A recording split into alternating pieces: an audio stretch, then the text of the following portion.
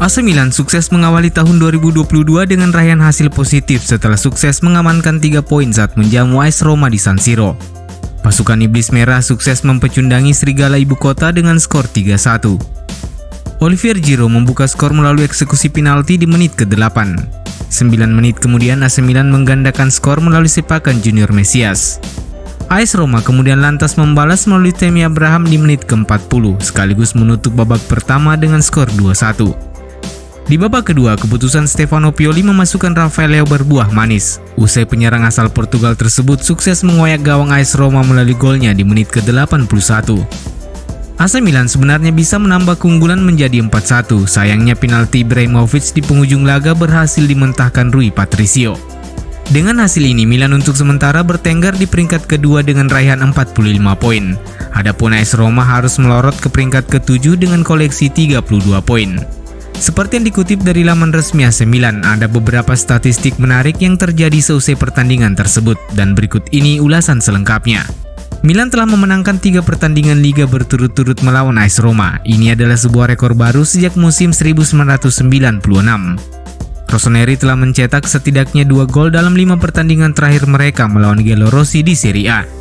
Semua gol yang dicetak Olivier Giroud di Liga musim ini terjadi di pertandingan kandang. Di antara semua pemain di 5 liga top Eropa, hanya Aramu dan Bruno Fernandes yang memiliki catatan serupa dengan Giroud yang mencetak setidaknya 5 gol dalam pertandingan kandang.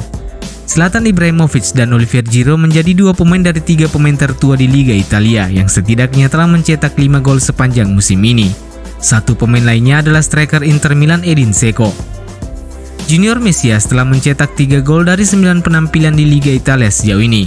Capaian yang lebih baik dari 9 penampilan pertamanya untuk Crotone di mana ia hanya mencetak 1 gol.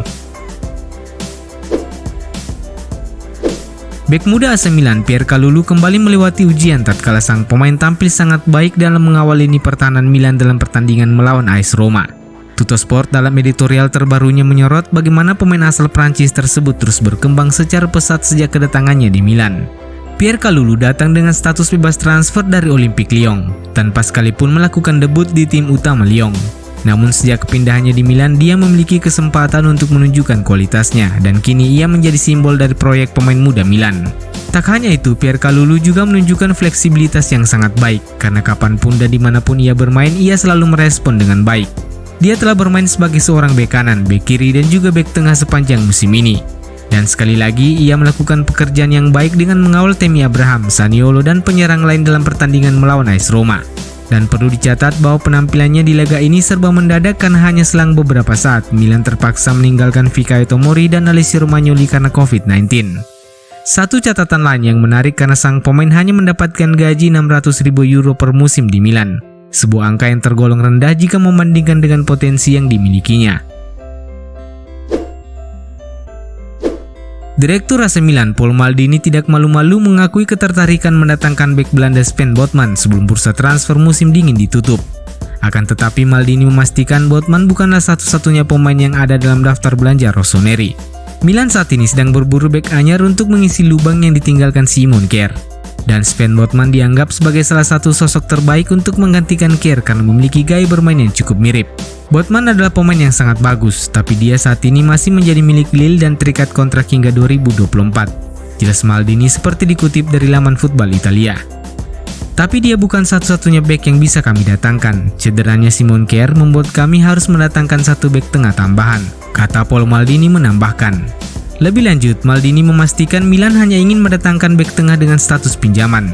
Nantinya Maldini akan mengevaluasi penampilan bek anyar tersebut dan tidak menutup kemungkinan mempermanenkan statusnya.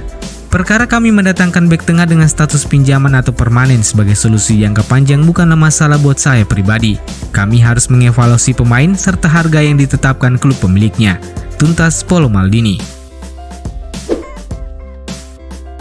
AC Milan nampaknya semakin dekat untuk menyelesaikan transaksi pertama mereka di jendela transfer Januari ini, karena Andrea Conti dikabarkan semakin dekat menuju Empoli. Mantan pemain Atalanta itu untuk pertama kalinya mendapatkan menit pertamanya di Liga musim ini setelah diturunkan Stefano Pioli di pertandingan melawan AS Roma. Namun laga itu tampaknya akan menjadi pertandingan terakhirnya dalam seragam Rossoneri. Milan News melaporkan bek kanan asal Italia itu telah mencapai kesepakatan personal dengan Empoli sehingga kepindahannya nampaknya akan segera menjadi kenyataan. Satu hal yang masih menjadi sedikit kendala saat ini adalah karena Empoli perlu menjual salah satu pemain bertahannya terlebih dahulu untuk menutup defisit yang mereka butuhkan untuk memboyong Conti dari AC Milan. Satu nama baru kini muncul dalam daftar target AC Milan untuk sektor pertahanan. Sebagaimana diketahui, manajemen Milan memang menjadikan sektor bek tengah sebagai target utama di periode transfer Januari ini. Ada beberapa pemain yang terus dikaitkan dengan Milan seperti Sven Botman dari Lille serta Gleison Bremer dari Torino. Namun target baru kini muncul setelah Milan dikabarkan juga memantau bek tengah AS Monaco Axel Disasi. Milan News melaporkan bahwa pemain asal Kongo tersebut menjadi salah satu profil yang menarik bagi manajemen. Karena selain bisa bermain sebagai bek tengah, ia juga bisa bermain sebagai seorang fullback. Sepanjang musim ini, bek tengah 23 tahun tersebut telah memainkan 24 pertandingan di semua ajang dan mencetak 2 gol. Ia digambarkan sebagai sosok pemain bertahan yang kuat dalam fase 1 lawan 1 dan memiliki tipikal yang mirip dengan Simon Kjaer dalam hal gaya permainan. Kontrak Alessio Romagnoli akan berakhir pada akhir musim ini dan sang pemain sejauh ini belum memberikan tanggapan terkait tawaran kontrak baru yang diajukan manajemen Milan. Romagnoli telah membuat 18 penampilan untuk Milan sejauh ini dan ia nampaknya mulai kembali ke bentuk permainan terbaiknya setelah melewati periode yang buruk dalam 6 bulan terakhir. Dan tentu saja cederanya Simon Kjaer akan memberikan banyak kesempatan untuknya. Namun satu hal yang masih belum jelas saat ini adalah terkait masa depannya di San Siro. Calciomercato melaporkan bahwa Milan telah mengajukan tawaran kontrak 3 tahun dengan upah senilai 3,5 juta euro per musim untuk Romagnoli. Akan tetapi sang pemain belum memberikan tanggapan terkait tawaran tersebut. Oleh karena itu, Ricky Massara disebut mulai mempelajari beberapa nama untuk diproyeksikan sebagai pengganti Romagnoli, andai mantan pemain AS Roma tersebut memutuskan hengkang. Bek tengah Montpellier Maxime Esteve adalah salah satunya. Pemain tersebut masih berusia 19 tahun dan tampil cukup mengesankan sejauh ini. Ia memiliki bandrol sekitar 5 juta euro dan perlu dicatat ia juga adalah seorang bek berkaki kidal sama seperti Romagnoli. Satu nama lain adalah Mattia Vitti dari Empoli, dan Milan disinyalir telah membangun kontak dengan Empoli mengenai potensi kesepakatan untuk pemain 19 tahun tersebut di bursa transfer musim panas mendatang.